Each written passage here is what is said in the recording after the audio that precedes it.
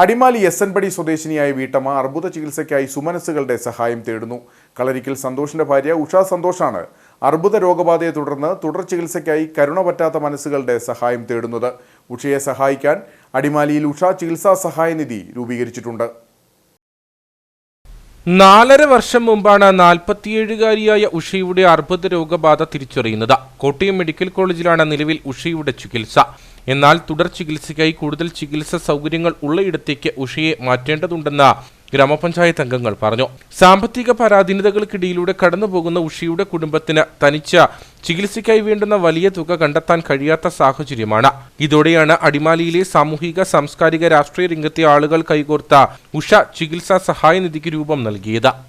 ഇദ്ദേഹത്തിന് സഹായിക്കുന്നതിന് വേണ്ടി ഒരു ജനകീയ സമിതി കൂടിയിട്ട് നമുക്കറിയാം, അടിമാലിയിൽ എന്താവശ്യം വന്നാലും ജനകീയ സമിതി കൂടുകയും അതോടൊപ്പം തന്നെ കൂടിയിട്ട് എല്ലാവരുടെയും സഹായത്തോടു കൂടി അത് നമുക്കിവിടെ വേണ്ടിയിരുന്നത് എല്ലാ ആളുകളെ അറിയിച്ചിരുന്നു.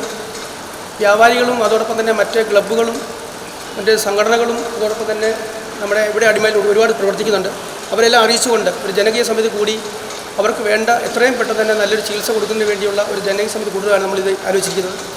അടിമാലിയിലെ ചില സന്നദ്ധ സംഘടനകളുടെ നേതൃത്വത്തിൽ വാടകയ്ക്കെടുത്ത് നൽകിയ വീട്ടിലാണ് ഉഷയുടെയും കുടുംബത്തിന്റെയും ജീവിതം. നിലവിൽ ആശുപത്രിയിൽ ചികിത്സയിലാണ് ഉഷ.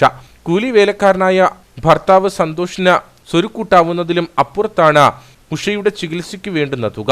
ഈ സാഹചര്യത്തിലാണ് കുടുംബം സുമനസ്സുകളുടെ സഹായം തേടുന്നത്. അമൃതയിൽ പോയി ചികിത്സിക്കേണ്ടി വരും. ഏകദേശം 8 ലക്ഷം രൂപയോളമാണ് ചികിത്സാ ചെലവ് വേണ്ടി വരുന്നത്. അവർ വാടകയ്ക്ക് അല്ല താമസിക്കുന്നത്. വാടകയ്ക്ക് താമസിച്ചിട്ട് അവിടെ വാടക പോലും കൊടുക്കാൻ നിർവാഹമില്ലാതെ ആ വീട്ടുകാർ നിരവധി കാലമാണ് വാടക കൊടുക്കാൻ നിർവാഹമില്ല മാറി താമസിക്കുമെന്ന് പറഞ്ഞപ്പോൾ അടിമാലി ടൗണിൽ തന്നെ ഉള്ള കുറേ ആളുകൾ കൂടി വാടകയില്ലാതെ അവർ കയ്യിൽ നിന്ന് പൈസ മുടക്കി പണയമായി ഒരു വീടെടുത്ത് കൊടുത്തു. അപ്പോൾ വാടക കൊടുക്കുന്നത് അവിടെ താമസിക്കാം.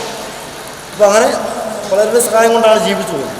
ഉഷയെയും കുടുംബത്തെയും സഹായിക്കാൻ താൽപ്പര്യമുള്ള സുമനസ്സുകൾക്ക് അടിമാലിയിലെ കാനറ ബാങ്ക് ശാഖയിൽ തുറന്നിട്ടുള്ള അക്കൗണ്ടിൽ പണം നിക്ഷേപിക്കാവുന്നതാണ്.